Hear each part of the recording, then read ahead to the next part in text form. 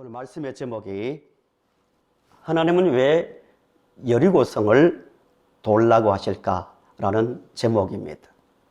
왜 하나님께서 백성들에게 여리고성을 돌라고 하셨을까를 생각하면서 말씀을 듣는 중에 깨닫고 또 은혜 받으시기 바랍니다. 믿음의 길을 걸어가다 보면 우리 힘으로 넘을 수 없는, 또 실제로 아무리 생각해 보아도 이건 불가능하다 할, 넘을 수 없을 것 같은 장벽을 만날 때가 있습니다. 물론 하나님께서 인도하시지만요, 이때 그 장벽을 잘못 대하면 그 앞에서 그냥 주저앉아 버리고 결국 신앙의 성장이 중단되거나 또 다른 길로 가버릴 수도 있습니다. 반대로 장벽을 믿음으로 맞으면 믿음의 성장을 이루는 기회가 될 수 있습니다. 그러니까 하나님께서 모세를 세워서 광야에서 인도하시잖아요. 너무 구체적입니다. 구름 기둥이 뜰 때는 이동하고, 또 불기둥이 뜰 때는 그 자리에 서고 철저합니다. 그런데도 계속 문제가 생깁니다. 하나님께서 몰라서 그러셨을까요? 모세는 사실 미디안 광야에서 40년을 지냈기 때문에 상세하게 알고 있습니다. 지형을. 경험이 대단히 많은 거죠. 그런데도 하나님께서 모세에게 맡기지 않고 하나님께서 백성들을 가라고 하면 가고 정지하라면 정지해야 됩니다. 모세가 볼 때는 지금 이쪽으로 가면 위험한데 왜 이 길로 가게 하지? 이런 생각이 많이 들었을 거예요. 지형적으로 봐서 그렇고 또 여러 가지 상황적으로. 그런데도 하나님은 철저하게 자신의 방법으로 인도하십니다. 왜냐하면 그 문제 앞에 세워서 믿음을 심어주고 믿음을 성장시키기 위해서 그렇게 하신다는 겁니다. 그런 점에서 우리 앞에 놓여 있는 그 문제를 믿음으로 잘만 받아들이면 이 벽이 아니라 그것을 밟고 올라가는 성장을 위한 계단이 될 수 있는 겁니다.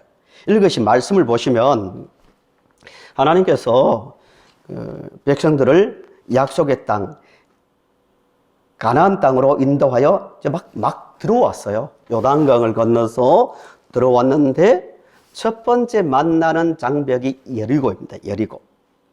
여리고성을 어떻게 정복했는지, 그들을 가로막고 있는 벽을 어떻게 넘었는지를 보면 오늘 말입니다. 오늘 우리 앞을 막고 있는 여리고를 정복하는 방법을 배울 수가 있습니다. 그때와 드러난 형태는 달라요. 항상 성경을 보시면 문제를 해결하는 외적으로 드러나는 방법은 다 달라요. 그때마다 달라요. 항상 똑같이 무조건 땅을 밟으면서 도는 방법만 있는 것이 아니라 그때마다 그 메시지가 있는 거죠. 형태는 다르지만 그 원리는 똑같다는 거예요. 그래서 여리고성을 정복하는 장면을 가만히 보시면 오늘 우리가 어떻게 문제를 풀어가야 하는지를 알 수가 있습니다. 본문 배경을 잠시 보시면 역사적 사건이니까요.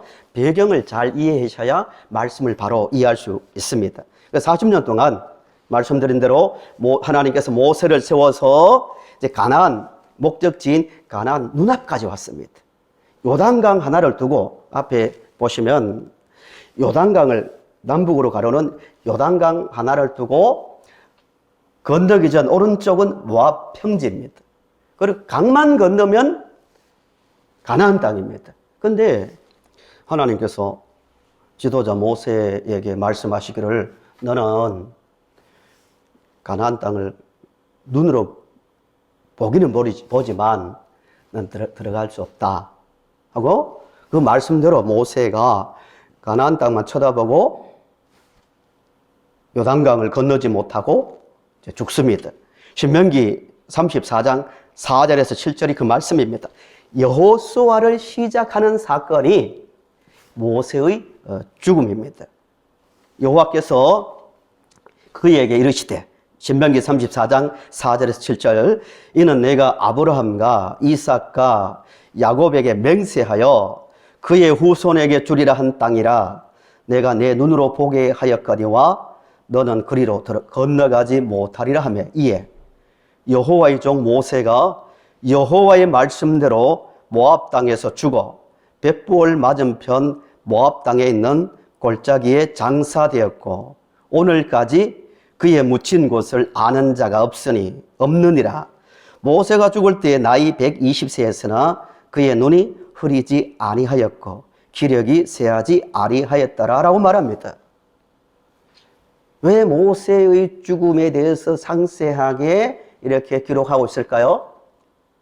모세는 병이 들어서 죽은 것도 아니고 앞을 보지 못하고 걸을 힘이 없어서 지도자에서 물러나 죽은 것이 아니라는 것을 하나님께서 말씀하고 있는 거예요. 여전히 모세는 기력도 있었고 앞을 보고 앞장서서 이스라엘을 인도할 만한 힘을 가지고 있었거든요. 그런데도 하나님께서 모세를 의도적으로 데려가셨다는 거예요. 또 하나는 200만 이상의 백성들을 40년 동안 이끌어왔던 모세가 죽었으면 얼마나 장사를 크게 하는 게 정상이 아닐까요? 그런데도 모세가 어디에 묻혔는지 아무도 모른다고 말합니다. 좀 이상하지 않나요? 보통 사람이 묻혀도 한두 사람은 모세가 어디에 묻혔는지 아는 게, 죽은 사람이 묻혔는 게 아는 게 정상인데 모세가 어디에 묻혔는지 아는 사람 하나도 없다는 거예요. 하나님께서 의도적으로 어떤 방법을 사용하셨는지 모르지만 아무도 모르게, 무덤조차도 어디에 있는지 모르게 하나님께서 모세를 데리고 가셨다는 거예요. 왜? 이게 중요합니다. 왜 그랬을까? 여호수아를 시작한 시점에서 왜 그렇게 모세의 죽음을 상세하게 묘사하고 아무도 모세가 묻힌 곳이 어디 있는지를 모르게 하셨는가? 사람이 아니라 우리의 인도자는 하나님이심을 분명하게 알게 하기 위해서입니다. 사람은 늘 눈에 보이는 것을 의지하는 경향이 있거든요. 그래서 모세가 40년 동안 이끌어 왔으니까 모세를 의지하려는, 하나님보다는 모세를 바라보려는 그 마음이 백성들에게 있었단 말입니다. 그것을 끊어내고 너희들을 인도하는 자는 모세가 아니라 하나님이심을 분명히 알게 하기 위해서 모세를 그렇게 데려가신 겁니다. 그 후에 모세가 죽은 후 여호수아가 시작되는데요. 여호수아를 지도자로 세우고 요단강을 건넙니다. 기적이죠. 건너고 난 다음에 가나안 땅에 들어와서 첫 번째 임무가 뭐냐면은 여리고를 정복하는 거예요. 여호수아를 통하여 여리고를 정복한 첫 싸움인데, 여리고 성에 대해서 잘 보시면 우리 신명기 9장 1절을 보실까요? 앞에 화면을 보시면서 신명기 9장 1절을 같이 크게 읽어보실까요? 시작. 내가 오늘 요단을 건너 너보다 강대한 나라들로 들어가서 그것을 차지하리니 그 성읍들은 크고 성벽은 하늘에 닿았으며. 아멘. 가나안 땅에 들어가기 전에 가나안 땅에 대한 설명이죠. 성벽이 어떻다고요? 하늘에 닿았으며. 문법적 표현이죠. 끝이 안 보일 정도로 높은 성벽이 기다리고 있다는 거예요. 여리고가 그랬다는 거예요. 여리고 성에 대해서 많이 들으셨잖아요. 이중 성벽. 바깥 성벽이 있고 내 성벽이 있고, 높이는 거 학자에 따라 조금 다르지만 10m, 15m, 16m까지 높습니다. 그리고 그 성벽을 통과해도 또 내 성벽이 기다리고 있습니다.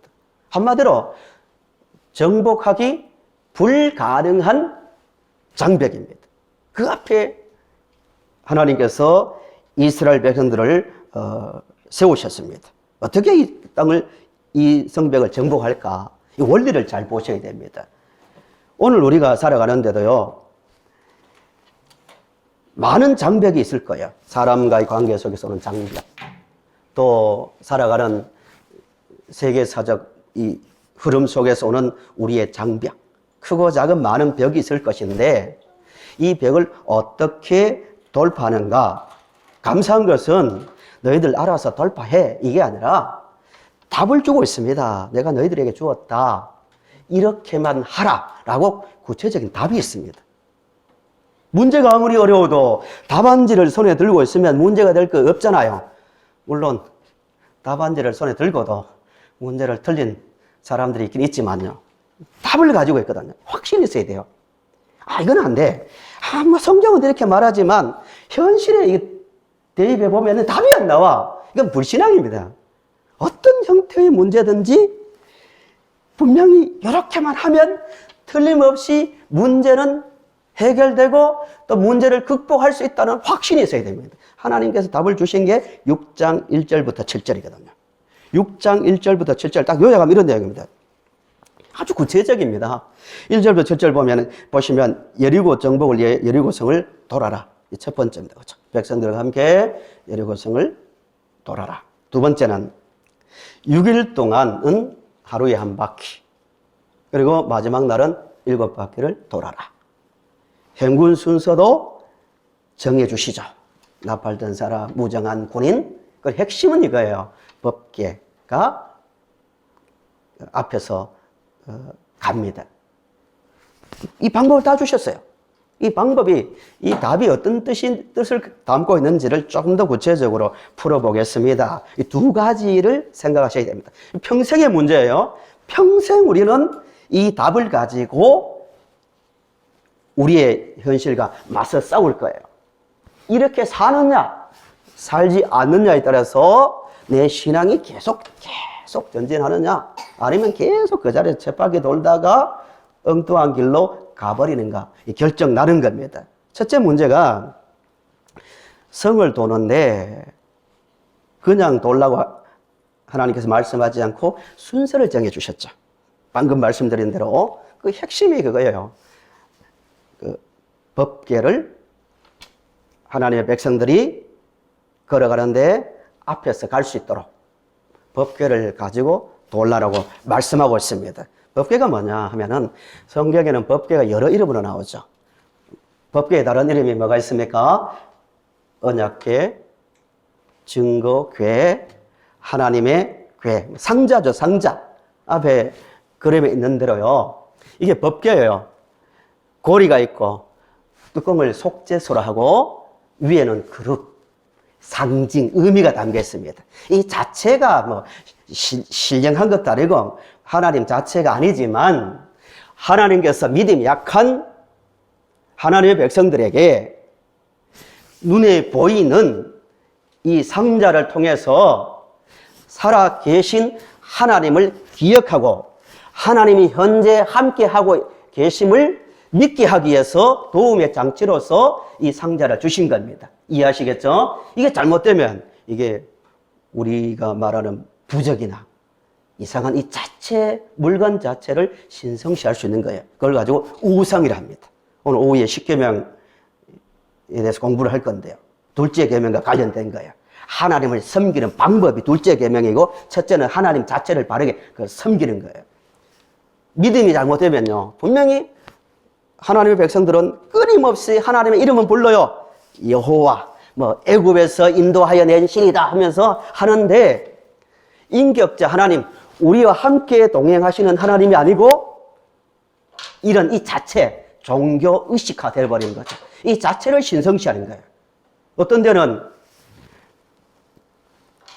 이게 우리를 애굽에서 인도하여 낸 신이라 하고 뭘 만들었습니까? 자기 반지와 자기 가지고 있는 것을 자발적으로, 믿음 좋죠? 자발적으로 다 금을 바쳐가지고 녹여서 금송아지를 만들었습니다. 우리는 오늘부터 금송아지를 섬기자 이렇게 말하지 않았어요. 이것이 우리를 인도하여 낸 신이다 이렇게 나옵니다. 그러니까 하나님께서 항상 움직일 때마다 법궤를 중심에 두게 하신 목적은 내가 너희들과 지금 이 순간에도 함께 걸어가고 있다. 함께 하고 있다는 것을 깨닫게 하기 위해서 항상 이 법궤를 앞에 두고 걸어가게 하셨습니다. 그림을 잘 보세요. 법궤를 옮길 때 정말 주의사항이 하나 있는데 그게 뭐냐면은 절대로 수레에 실어서 옮기면 안 됩니다. 우리 움직이는데 하고 편리하게 하자 하고 수레에 실어서 가면은 가다가 죽었죠. 우사가. 왜? 고리에 끼어서 하나님께서 철저하게 항상 너희들이 이것을 가지고 움직여야 되는데 고리에 끼어서 어깨에 메고 이동하라고 하셨냐면은 하나님은 어떤 존재다? 살아있는 인격자다. 이거 인격자. 물건짝, 계획짝이 아니란 말입니다. 편리하게 움직이는 도구가 아니라 우리와 함께 움직이는 살아계신 분이다. 사람, 매는 사람. 그리고 여기에 임재하는 하나님, 인격자라는 것을 기억하게 하기 위해서 고리에 끼어서 움직이겠습니다. 저는 본문을 보시면 항상 성을 돌 때 법궤를 바라보며 돌겠습니다. 그러면서 하나 주의사항이 있는데요. 6장 10절을 보시기 바랍니다. 10절을 보시면 똑같은 말을 3번이나 강조합니다. 성경의 문법 중에 하나죠. 3번이나 강조합니다. 그만큼 중요하다는 거죠. 6장 7절. 제가 읽어보겠습니다. 여호수아가 백성에게 명령하여 이르되 너희는 첫째 뭐 하지 말며 외치지 말며 그 다음에 너희 음성을 뭐 하지 말며 들리게 하지 말며 세 번째 너희 입에서 아무 말도 내지 말라. 3번을 강조합니다. 절대로 도는데 수백만이 도는데 할 말이 없겠습니까? 이런 이야기 저런 이야기 할 수 있잖아요. 근데 철저하게 말합니다. 절대로 외치도 말고 음성을 들리게 말고 입에서 아무 말도 내지 말라라고 아주 강력하게 말씀하고 강하게 강조하고 있습니다. 왜 그랬을까? 왜 그랬을까요? 그냥 돌면 되는데 왜 그랬냐 하면은 백성들이 어디에 집중하게 하기 위해서요? 하나님의 말씀에 집중하게 하기 위해서 모든 말을 금지시킨 거예요. 말하다 보면 이런 말이 나올 수 있잖아요. 어제도 돌았는데 오늘도 돌고 아무 일도 일어나지 않는데 이게 뭐냐? 이게 맞냐? 전술적으로 맞냐? 이 바른 거냐? 막 불만이 나오면 원망이 되고 이러다 보면 대열이 흩어질 수 있잖아요. 아무 말 하지 말고 하나님을 묵상하는 거예요. 왜 그렇게 하셨을까? 여기에는 하나님의 뜻이 있을 것이다. 왜 이렇게 하실까? 또 돌면서 견고한 여리고 성벽을 보면서 무슨 생각을 했을까요? 우리의 힘으로 이 성을 정복할 수 없다. 돌면 돌수록 그런 생각이 들겠죠. 그러면서 중요한 이 깨달음을 가집니다. 물론 성경 자체에 나와 있지 않지만 하나님의 목적이 여기에 있을 겁니다. 계속 돌면서 반복해서 돌면서 지금까지 가나안 땅까지 애굽에서 여기까지 온 것 아무리 생각해 봐도 우리 힘으로 올 수 없었다. 은혜로 하나님의 은혜로 여기까지 왔다는 생각을 했을 거예요. 애굽에서 나올 때 생각해 보세요. 강력한 군대, 애굽의 군대를 이기고 나올 때 10가지 재앙을 낼 때 하나님의 은혜입니다. 출애굽의 시작, 가나안에 들어오는 이 과정까지 하나님께서 먼저 시작하셨거든요. 홍해가 갈라질 때 이스라엘 백성들이 갈랐습니까? 하나님께서 갈라셨거든요. 광야에서 40년을 농사도 짓지 못했지만, 농사를 짓지 않았지만 40년 동안 만나와 메추라기를 먹으면서 여기까지 왔습니다. 그러면서 이런 생각을 했을 겁니다. 하나님께서 우리를 이곳까지 인도하셨구나. 이것도 마찬가지다. 성벽도 우리의 힘으로 넘을 수 있는 것이 아니라 하나님께서 이 성벽을 정복하게 하신다는 생각을 했을 겁니다. 이게 묵상의 목적입니다. 하나님께 집중하는 거예요. 오늘 우리도 마찬가지입니다. 우리가 이 땅을 살아가는데요. 가다 보면은 눈에 보이는, 야, 정말 왜 나에게 이런 일이 생길까? 왜 하필 내가 이런 일을 경험해야 되지? 이런 일들을 만날 때가 있는 거예요. 누구나 있는 거예요. 더 큰 어려움은 눈에 보이는 그런 어려움도 있지만 내면적인 거예요. 참 애매한 고난이 있거든요. 이걸 어떻게 처리해야 될지. 거창한 어떤 명분이 있으면 뭔가 할 말이 있는데 정말 애매한, 이거 어떻게 풀어야 되지? 아무리 해도 바뀔 것 같지 않는 내면적 어떤 넘기 힘든 장벽도 있단 말입니다. 이때 우리는 뭘 해야 됩니까? 하나님을 바라봐야 됩니다. 빌립보서 1장 6절에서 이렇게 말하고 있습니다. 너희 안에 착한 일을 시작하신 이가 그리스도 예수의 날까지 이루실 줄 아노라. 이게 무슨 말씀이냐면요. 바울이 감옥 속에 있잖아요. 교인들에게 하시는 말씀이죠. 너희 속에 착한 일을 시작했다. 너희의 구원을 시작하신 이 누구예요?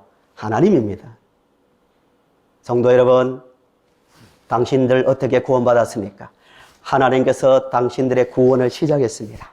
그것을 볼 때, 그 하나님을 보건대 앞으로 그리스도 예수의 날, 이 날은 언제예요? 재림 때. 그리스도 예수의 날까지 이루실 줄 확신합니다. 감옥 속에서 그렇게 말하거든요. 우리의 구원이, 우리가 하나님을 알기 전에 하나님께서 우리를 선택해서 우리를 불러내신 것 보아서 이 중간에 일어나는 수많은 과정들이 있는데 이 과정들을 우리는 다 이해할 수 없지만 한 가지 확실한 것은 우리의 구원을 시작하신 그 은혜를 보건대 예수의 날까지, 재림 때까지 하나님은 절대 우리를 놓지 않고 인도하십니다. 이 확신입니다. 이 여리고성 정복에 있어서 같단 말입니다. 여리고성을 돌면서, 맞아, 애굽에서 나올 때, 홍해를 건널 때, 광야에서 살아갈 때, 요단강을 건널 때, 이 모든 것은 우리의 힘이 아니라 하나님 아버지께서 이루신 은혜의 역사입니다. 그러 보건대 앞으로 가나안 땅에 여리고성을 정복하고 가나안 땅에 정착하는 모든 과정도 하나님께서 이루실 것을 믿는다는 거예요. 그것을 생각하라고 아무 말도 하지 말고 여리고성을 돌라고 하신 겁니다. 성도 여러분, 지금 우리 자신을 돌아봐야 됩니다. 당시 이스라엘 백성들뿐만 아니라 우리도 똑같은 말씀을 받고 똑같은 답을 가지고 우리는 살고 있는 거예요. 어떻게 돌고 있습니까? 인생이라는 여리고 성벽을 어떻게 돌고 있습니까? 어제도 돌았는데 도대체 몇십 년째 돌고 있는 거야. 아무 일도 일어나지 않는데 이게 뭐지? 이런 생각을 하고 있습니까? 아니면 매일 반복되는 삶이지만 돌아보니까 지금까지 지내온 것 주의 크신 은혜다. 내가 구원받은 것 은혜요. 내가 지금 살아가는 것도 은혜요. 내 노력으로 구원을 이루는 것 아무것도 없다고. 그런 은혜의 고백을 하며 확신을 가지고 계속 믿음의 길을 걸어가고 있습니까? 아니면 문제만 바라보면서 이거 언제 이게 무너지지? 이런 불평과 분석과 아니면 절망을 하며 살고 있습니까? 믿음으로 여리고성을 돌 수 있기를 바랍니다. 마지막 하나 더요. 두 번째는 6장 15절을 보시기 바랍니다. 6장 15절.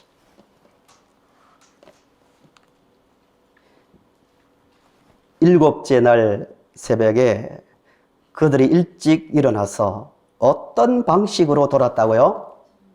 매우 중요한 그 단어입니다. 따라합시다. 그게 전과 같은 방식으로 한 번 더요. 전과 같은 방식으로. 실제로 제가 한번 그들이 행동한 것을 해보겠습니다. 첫째 날 한 바퀴 돌았습니다. 둘째 날 몇 바퀴 돌았습니까? 또 돌았습니다. 셋째 날 몇 바퀴? 또 돌았습니다. 넷째 날 몇 바퀴? 또 한 바퀴 돌았습니다. 다섯째 날 돌았습니다. 여섯째 날 돌았습니다. 이제 일곱째 날 되었습니다. 한 바퀴 돌았습니다. 또 돌았습니다. 또 돌았습니다. 몇 바퀴 남았습니까? 헷갈리죠? 또 돌았습니다. 또 돌았습니다. 또 돌았습니다. 계속 반복합니다. 전과 같이. 어제는 이렇게 돌았으니까 오늘은 순서를 바꿔볼까? 너무 지루해. 내일 같은 패턴 좀 이상해. 이렇게 하지 않는다는 거예요. 똑같이. 오늘은 순서를 바꾸어서 우리가 앞에서 볼까? 이렇게 하지 않고 핵심, 변함없이 말씀대로 행동했다는 거예요. 뭘 말씀드리려고 하냐면요. 신앙생활 하는데 조금 잘못하면 이런 신앙이 되기 쉬워요. 하나님께서 나를 사랑하신다. 나를 인도하신다. 묵상하는 거예요. 아멘, 아멘, 맞아, 맞아. 진심이거든요. 또 마음에 감동도 받아 한 번씩 가끔 눈물도 흘려요. 또 두 주먹을 불끈 쥐고 하나님 나를 사랑하시는구나 감격도 해요.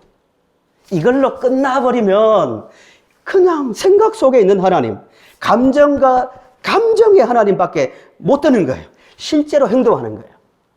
하나님께서 여호수아에게도 강하라, 담대하라, 두려워 말라 얼마나 강조합니까? 그걸로 끝나는 것이 아니라 뭘 하라는 거예요. 그렇게 행동하고 살아가라는 거예요. 실제로 하나님께서 이렇게 반복적인 평생의 예배라는 생활, 주일이란 제도, 하나님께서 주일이란 제도를 주신 것은 믿음으로만 살아서 부족한 것이 아니라 우리의 약함을 알고 있거든요. 그 일을 계속 반복함으로 그 형식을 지켜나감으로 실제 삶에서 실제 살아계신 하나님을 경험하고 묵상한 하나님이 실제 함께 하신다는 것을 깨닫게 하기 위해서 하나님은 이런 행동을 요구하시는 거예요. 성도님들의 하나님은 감동을 주는 하나님, 생각 속에서 확신을 주는 하나님으로 끝나지 않습니까? 실제 일상의 삶 가운데서 부딪히면서 맞아, 정말 그러네. 정말 하나님께서 이렇게 하시네. 이런 삶 가운데서 살아계신 하나님을 경험하는 믿음입니까? 깊이 생각이 됩니다. 지난주에 저희 노예에서 노예 이제 목사님들 모여서 노예를 끝나고 커피숍에 갔습니다. 커피숍에. 저는 커피를 그렇게 잘 마시는 편은 아닙니다. 한 7, 8분이 모여 커피를 마시는데 커피를 시켜야 될 거 아니에요. 제가 딱 메뉴판을 보는 순간 눈이 노래졌습니다. 갈 때마다 이 메뉴가 다양해지더라고요. 뭘 시키겠습니까? 뭐 추가하시겠습니까? 뭐 빼겠습니까? 따뜻한 걸로 하시겠습니까? 차가운 걸로 하시겠습니까? 너무 복잡더라고요. 근데 한 목사님이 뭘 시켰냐면은 고구마 라떼. 드셔보셨습니까? 시킨 거예요. 둘러 앉아서 저는 몰라가지고 가끔 마시던 단 게 이름이 지금 생각 안 난대요. 그걸 따라 이제 시켰습니다. 앉아서 이제 고구마 라떼를 시킨 목사님이 딱 보더니만은, 여기는 커피가 없네요. 이러는 거예요. 웃는 분들은 무슨 뜻인지 압니다. 하는 말이, 고구마 라떼에는 커피가 안 들어가는데요. 이러는 거예요. 그러면서 제가 그분에게 하시는 말하기를, 목사님이나 저나 수준이 비슷하네요. 이러는 말을 한 적이 있습니다. 모르니까요. 근데 거기에서 이야기하면서 어떤 목사님이 이런 말을 하더라고요. 우연히 경험한 이야기인데, 설악산에 가면 신흥사라고 있습니다. 신흥사. 유명한 절입니다. 신흥사의 커피숍. 절에서 직영으로 운영하는 커피숍이 있대요. 근데 그 커피숍에 바리스타라죠. 예. 파는 분이 우리나라의 그 1인자래요. 1인자. 커피를 파는데, 커피를 가지고 오면 로스팅을 하기 전에 그 자루에 들었는 커피를 한 알 하나를 골라낸대요. 조그만 흠이라도 있으면 이 맛이 다르대요. 맛이 다 골라낸대요. 한꺼번에 붓는 게 아니고 하나 골라가지고 담고 골라가지고 담고 해서 커피를 파는데, 커피 맛이 얼마나 맛있는지 서울에서 차를 몰고 그 한 잔 마시려고 거기까지 오는 사람들이 많대요. 설악산까지. 무슨 말씀을 드리려고 하냐면은, 파는 분도 대단하지만 커피 그 맛을 구별할 수 있는, 이건 정말 맛있다. 똑같은 커피고 양인데도 정말 다르다고. 서울에도 커피숍이 얼마나 많습니까? 그런데 거기까지 갈 정도로 커피 맛을 아는 거예요. 어떻게 해서 알까요? 처음부터 알까요? 저는 아무리 마셔도 똑같더라고요. 그건 단맛이 있으면 좋은 거예요, 그냥. 근데 예리하게 감각으로 마시다 보니까 아는 거예요. 혀가 그렇게 민감하거든요. 음식도 계속 맛본 사람이 아는 것처럼 마찬가지로 우리가 하나님을 한다, 하나님과 동행한다, 이게 단지 생각하고 느끼고 감동받는 것으로 하나님을 아는 것은 그냥 내 내면에 갇혀있는, 고정되어 있는 하나님밖에 되지 않는 거예요. 실제로 행동화해야 합니다. 실제로 그렇게 살고 반복하면서 실제 삶 가운데서 정말로 그러네, 정말로 그러네, 이게 나오는 거예요. 우리의 믿음이 그렇게 될 수 있도록 끊임없이 두려워하지도 말고 놀라지도 말고, 오늘 우리에게 주어진 것은 하나님 말씀이 답이라는 확신을 가지고 현실 가운데서 실천해 가야 합니다. 우리가 약해서 넘어질 수도 있지만요. 말씀의 결론이 이겁니다. 우리가 여리고를 정복한다 하면 이런 생각을 갖기시고요. 능력이 있으면 다 때려 부수고 세상 사람들보다 위에 서고, 이게 아니라 이 전투는, 땅을 정복하는 전투는 우리가 하나님께 굴복하는, 순종하는 싸움입니다. 우리가 철저하게 지금 이 순간에도 이런 환경임에도 불구하고 하나님의 살아계심 믿고 살아가는 싸움이 땅을 정복하는 싸움입니다. 그렇게 하다 보면 자기도 모르게 똑같은 환경이지만 어느 순간에 그 문제가 우리 발 아래 놓일 때가 있다는 거예요. 빌립보서 1장 6절의 말씀대로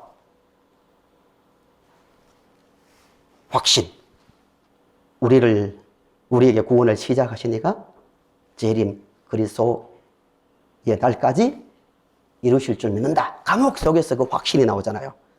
바울 사도가 고린도후서 4장 8절에서 7절에 하신 말씀대로 나는 사방으로 우겨쌈을 당해도, 사방이 벽이에요. 이제는 가지도 못하고 오지도 못하는 사방으로 우겨쌈을 당하여도 난 쌓이지 않는다. 왜 그럴까요?